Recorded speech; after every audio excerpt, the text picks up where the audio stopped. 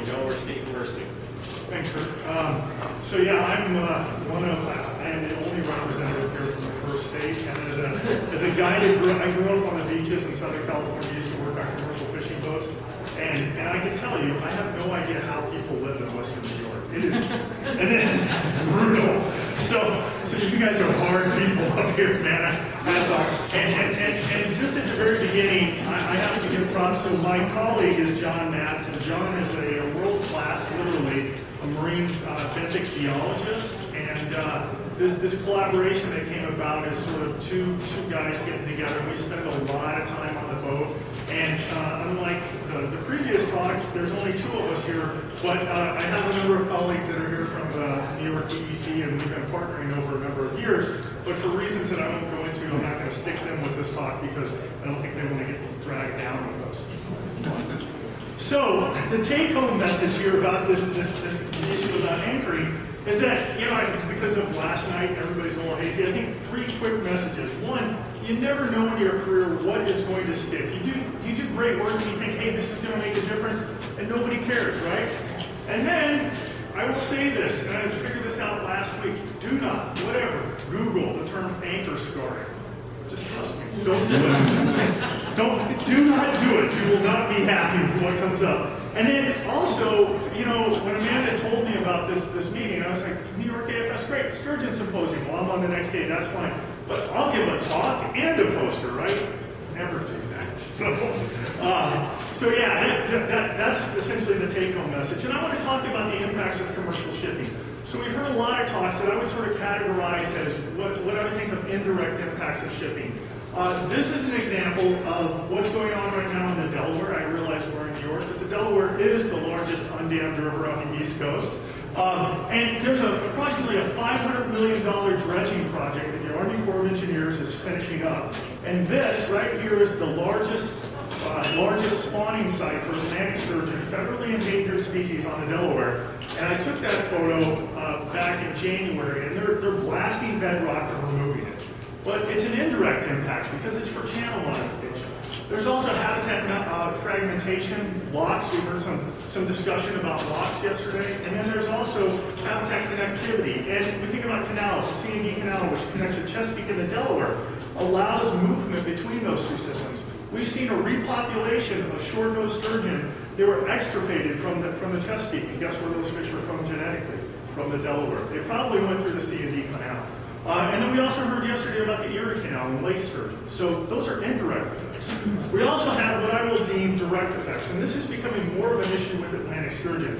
This is the tugboat Sunny, and why do I have this one here? So it's a tractor tug on the Delaware River. It has about 3,000 horsepower. It's a big. This is something that moves around big barges. Draws 10 meters of water. So the navigation channel is 15 meters. And on the 26th of May last year, a crew that was out on the Delaware River, a friend of mine, a colleague with the state of Delaware, was doing a striped bass electroshocking survey. And the Sunny was pushing a barge, and they came right in front of him, so he swung in just to get him, these things create weights, and he was going to go around in his little electroshocking boat. Well, when he did, he came upon this. This is a 2-meter torso, the head and tail. It was still pumping blood. This fish was tagged in 1992. By the state of Delaware. It had both its Carlin tag and a pit tag still. It was tagged as a juvenile at about 800 millimeters by Craig Shirey. Some of you may know Craig. And so Ian just happened to come behind this tugboat at the right moment when that thing got chopped in half. It was decapitated. Well, the worst thing about this is that, Ian then looked at this animal, got 18 kilograms of roe from this fish. Right? That's a bucket full of roe. So this is a direct impact. And then we also have what I'll deem here as the unknowns. We really don't know what lies beneath the surface of the water. And, it's sort of out of sight, out of mind. We don't have any idea what's there. And that's what I'm going to talk about today. So the methods, we've been doing some work on side scan sonar. And John has really been at the forefront of this field. But as part of a project with one of my graduate students, Amy Comer, she was supported by the Bain Fellowship program through the Hudson River Fellowship Program. We went out 2013 and 2014 and surveyed the Hyde Park Reach. This is what I'm going to talk about. So, and I I had a poster last night that I discussed this. So 2013, we did the entire reach, essentially bank to bank that we could get the system in. 2014, we employed a stratified random design to survey about 40% of the water column, or 40% of the bottom. And the idea here was we were trying to estimate spawning abundance for adult Atlantic sturgeon. And in 2013, the system, after 3 days, completely quit. $45,000 unit, 3 days into it, and they said, oh, we're sorry, and we don't have a loaner. So we'll have to give you a new one, and it'll take 6 months. Of course, if you're working on spawning sturgeon, your season is done. So Amy had to come back. In addition, we used a hall-mounted side scan, a hummingbird unit, and the purpose here was it's a much lower frequency. There's no crosstalk between the two units, but this unit allowed me as the boat operator, right? They're staring at the laptop, allowed me to see if there was sturgeon in the water column. In addition, I could see things like trees or wrecks. This area is full of wrecks, shipwrecks, and so I could see these and either speed up or slow down to keep the unit off the bottom. And you spend a lot of time, days and days, going back and forth through this 14-kilometer stretch. It's beautiful. It really is. I love going up there. But you start to notice things on the bottom, right? And so I started noticing, hey, these are some benthic disturbances. I want to talk a little bit about that. Oops, sorry. So the way the side scan works, just real briefly in the schematic, here's the boat on the surface. The unit is in mid-water column, and it's sending out signals on both sides, 1,600 kilohertz. And it allows you to get ideas with benthics, with the substrate, so you can get ideas of the acoustic shadows, and you can get an idea of the sturgeon if it's in the water column. So here's some data from the Hyde Park region. Port side, starboard side, this is 80 meters, so we're scanning 80 meters. So this higher reflectivity is sands, mixed in with some muds here, but this is sands. This is bottom tracking, and this is the water column. So about 3 to 5 meters. The side scan unit is 3 to 5 meters off the bottom. Now over here on the right, you'll see this is an image of a sturgeon. That's 2.2 meters. And then we have some bottom disturbance, and you can see lower reflectivity, muddy sands. So this is John's wheelhouse. This is really what he does. And so we spent a lot of time out there. And one of the days, at the end of our last field day this past June, I think Amanda may have been on the river, and I saw this coming at me from about 3.5 miles away. And John is down in this little hole facing because we're trying to keep the light away from the laptop. And I said, John, we might have a problem in a few minutes. And there's a tug and a barge coming up. So he's coming right at us, and I'm thinking, well, we're intersecting course, slow speed, we'll be able to get. Well, I realized this guy gets about a mile off my bow, and all of a sudden he drops anchor. And so Amanda showed this yesterday. But what this presented to us was an opportunity. We had just scanned this area. So all of a sudden, we had this guy come up, drop the anchor. So note, this vessel, or this barge, this is a fuel barge, but look at how high it is in the water. It's not carrying a load. In addition, there's no wind, and it was slack tide. So in terms of the amount of pull that this is going to exert on the anchor, this is an ideal situation for anchoring. And yet we see a 20-meter anchor drag, right? So that's 20 meters over here. And so, this presented a really nice before-after comparison in the world of gem boats. So, as an example of what we see in this area, this is roughly 80 meters of bottom. This is 80 meters of bottom in the Hyde Park anchorage area that I'll describe in a minute. And you can see all of these bottom disturbances. So this is 20 meters from here to here. And you can see that there's a varying number of layers, right? So there's anchor scars going each and every direction. Smaller vessel anchor scars, larger vessel anchor scars, older anchor scars. But this bottom area is just absolutely torn up, right? And this is out of sight, out of mind. Nobody even thought about this. So we think about the scale of these benthic disturbances. And over here, this image, this is 125, this is 125 meters long. And this goes on, I couldn't put it on a slide, for another 225 meters. So you have this anchor drag that's 350 meters long in the Hyde Park anchorage. And you can see there are some smaller anchor drags, some older ones that are filled in. But it's a problem. And again, do not Google anchor scarring. Trust me. So the question that John and I started thinking about was temporal stability. Is this an issue? Right? Is it an issue? We don't know. Right? We don't know. So is there a way that we can kind of assess temporal stability? And John, being the geologist, says, Well, you know, if you look at some of these recent anchor scars, and you can actually, when you come upon the one that's just happened, you can actually see where the individual chain links have worked their way into the sediment. And that's what we see over here, we think. And you can also see these sharp edges at the sides of these anchor scars, which are new, versus the ones that have partially filled in over time. So these are dynamic sediments. We've heard a lot about dynamic sediments. Amanda talked about sand waves. These are dynamic muddy sands, is what we see in this area. So this question of temporal stability isn't a problem. So the moment to me that it really sank in, this was in 2014, the last day that I'm out with Amy Comer, we're doing our spawning survey, and we come out, and this is in the morning, beautiful morning, that's why I love working here. And we come out and we're just steaming down the Hyde Park anchorage, and this is the very top end of the anchorage, and the boat, where I'm taking this photo from, is sitting right on top of the spawning site for Atlantic Sturgeon, what we think is presumed spawning site, and I'll show you. And these are 3 vessels between 500 and 600 feet of length. The anchorage is about 1.5 miles long. This guy is well outside the bounds of the anchorage.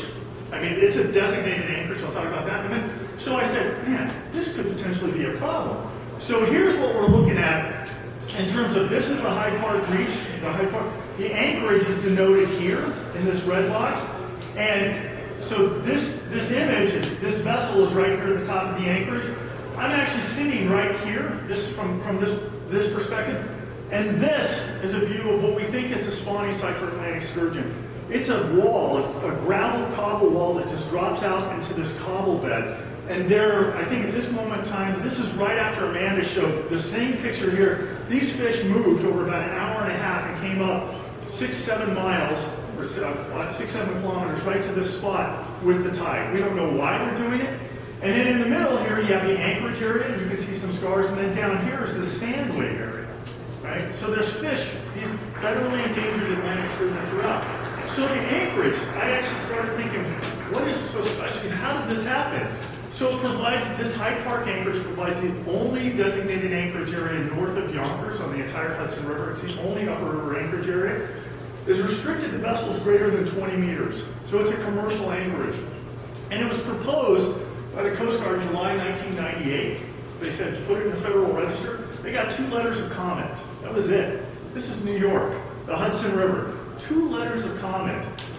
And it went into effect, and I should note that and when you read the Federal Register, the Coast Guard's concerns were centered on whether or not recreational vessels would be able to get around, navigate around the anchorage. That was it. And it was established in July 1999, and the U.S. Coast Guard, the Commandant, enacted what was called a categorical exclusion determination. I had no idea what this was, but if you look at the Coast Guard operation manual, this allows them to forego any environmental review to designate an anchorage. So they did that. There was no environmental review when this went in. And again, the largest spawning site for Atlantic sturgeon in North America. There's also short-nosed sturgeon in the area. No environmental review. So here's the spatial extent of anchor scarring. Here's the confines of the anchorage. And when you look, and this is denoted by red, which are more recent anchor scars, and orange, which are the older ones. And you can see that these anchor scars go well beyond the boundaries of the anchorage. And actually there are several way up here. But what I also want to point out is here's what we presume is the spawning site, the largest spawning site for Atlantic sturgeon. And you can see that these are really, really close. They're anchoring in soft sediments, but you can imagine the storm comes up and they get blown into that area. And that's, would that be a direct impact? I don't know. So we thought this is just a little academic exercise, right? 2 guys in Delaware, no one really cares about this, right? We talked to the folks at the Hudson River Foundation. We told the folks at NEMS about this. On June 6th of this last year, we were talking to people. No one knew about this. June 6th, the Coast Guard pops this announcement on everyone. And they said, we're going to create 10 new anchorages in the Hudson River. 42 more slips, right? And this was a response to the Maritime Association said we need more anchorage as a result of oil, right? They predict that there are going to be more oil transports through the system. And again, it's a big system. So they had a closing date of September 7th for public comment. They had to extend that closing date because they had so many public comment. This is unheard of according to the Coast Guard. They've never had this much commentary for an anchorage. And the public commentary closed on December 17th with over 10,212 on their website comments were posted. So all of a sudden, these two guys from Delaware, like this little thing that we figured out, now we're right in the middle of all this. So it comes down to a question of differences of opinion in terms of how you think these things impact the environment. And, oh, sorry. And on the left here is Dennis Suzakowski. And Dennis, I had a conversation with Dennis. And Dennis is the science director for the Hudson River Foundation. And we spoke in March. And Dennis said on the phone, and I remember this, I've been assessing environmental impacts for over 30 years, and I've never seen such a clear-cut case of impact. And then he told me, you did too good of a job, because we can't fund you. You've shown that there's an impact, right? And then you weigh that against Ed Kelly, who's the executive director of the Maritime Association for the port in New York and New Jersey. And Ed said in a public meeting, public testimony, any impact to the bottom is gone in a matter of days. The bottom shifts to cover things up quickly. This is common knowledge in the maritime industry, is what he said. And he said the scientists, referring to John and myself, have gone out of their way to state that there is no impact. What we stated in our public record to the Coast Guard is we don't know. That's different from what Mr. Kelly said in the public testimony. I wasn't able to go to the meeting. But so there's a difference of opinion. So what this allowed for, all of a sudden now we realize, hey, there's an opportunity to go out here. So we said, we're going to go out and we're going to look at some of these sites that are proposed. Well, we all of a sudden realized that there's non-regulated anchoring that's been taking place. And the level of this has gotten to the point where the Coast Guard actually sent a memo out in November of 2015, never knew this, 2015, noting that if you anchor in these spots, you're up to $40,000. You can pay a fine of up to $40,000 because people were complaining about these vessels just anchoring wherever they wanted to on the river. So in June 2016, John and I went out and we surveyed several of these proposed anchorages in hopes of getting pre-collection data. And the one that I'm going to focus on here is Big Rock Point. So quickly, December 1st, 2015, we assumed that's when it shut off. We went out in June 2016, and there's anchor scars everywhere. So 7 months after the fact, you can still see, and there's what we deem as recent anchor scars. We went out in January. It was really cold. I never put a boat through ice before, and we did it all day. So January, and we found, again, evidence of recent anchor scoring. We don't think that these are recent in the term, because when you talk anecdotally to the people and the Hudson River Keeper, the maritime industry has steered clear of this place since December 1st, 2015. So that's 14 months after the fact. So I don't know what Mr. Kelly thinks about the bottom substrates. So the question about, okay, so are there impacts? There's the potential here, if you think about it, for some positive impacts. Increased safety and commerce on the river, right? Give these guys areas to go.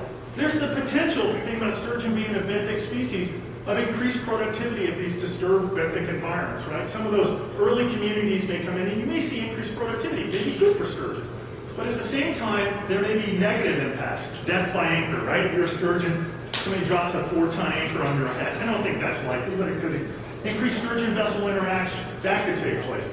Disruption of larval habitats, or destruction of spawning habitats, that is a definite possibility. And then I also want to point out that some of these scars, 2 meters wide, 2 meters deep, right? Well, that's all fine and dandy, and some of them are 300 meters long, but when you figure that the proposed Power Express cable, the guidelines for that put it at 1.5 meters deep. How would you like to be the guy that drops his anchor, gets caught in the storm, drags that across the river, and hangs that cable? So my comment is you want to bury it deep and keep it put away for a long time, and that's going to cost money. So the future efforts here, we're going to work with managers to explore the idea of using fixed moorings. Amanda and I have talked about this. Rich talked about using seasonal anchorages, maybe to move the anchorages around sturgeon. And then in 2017, we got some funding from NIMS to go out and look at this question. We're going to be working with the maritime industry, surveying areas before vessels come in, and then trying to follow individual anchor scars over their progression, their evolution. And I just want to note here, prepare for the sequel. And John says he's the guy in the hat. So, all right, thank you.